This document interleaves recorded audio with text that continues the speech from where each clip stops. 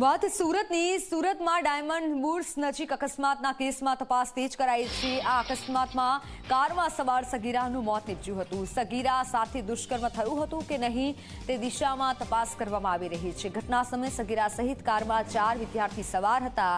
ડુમસ ફરી અને આવતા હતા તે સમયે આ અકસ્માત થયો હતો।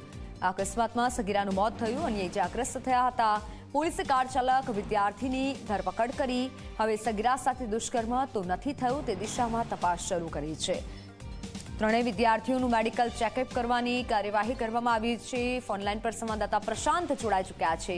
પ્રશાંત, આ ઘટના ક્યારે બની હતી, વધુ જાણકારી?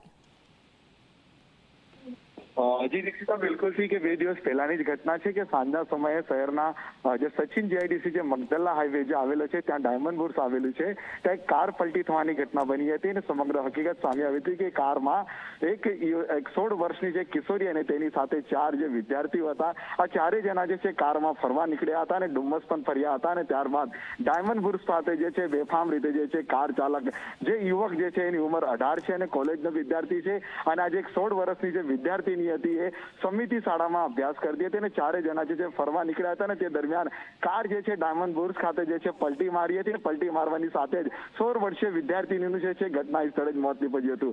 સમગ્ર ઘટનાની જાણ અલથાણ પોલીસને થઈ હતી। તાત્કાલિક અલથાણ પોલીસ પણ જે છે તે આવી પહોંચી હતી અને જે 3 જેટલા યુવાનો જે છે ઇજાગ્રસ્ત હતા તેમને સારવાર માટે હોસ્પિટલ ખસેડવામાં આવ્યો હતો, પરંતુ ક્યાંક જે સગીર વયની જે 16 વર્ષની જે છે કિશોરી છે તેની સાથે દુષ્કર્મ થયું છે કે નહીં તે દિશામાં જે છે હાલ જે છે અલથાણ પોલીસે તપાસ હાથ ધરી છે। જે કારમાં સવાર 3 યુવાનો હતા, ત્રણેયના મેડિકલ કરવાની જે છે હાલ જે છે તજવીજ પોલીસે હાથ ધરી છે। જી બિલકુલ પ્રશાંત, આભાર માહિતી બદલ।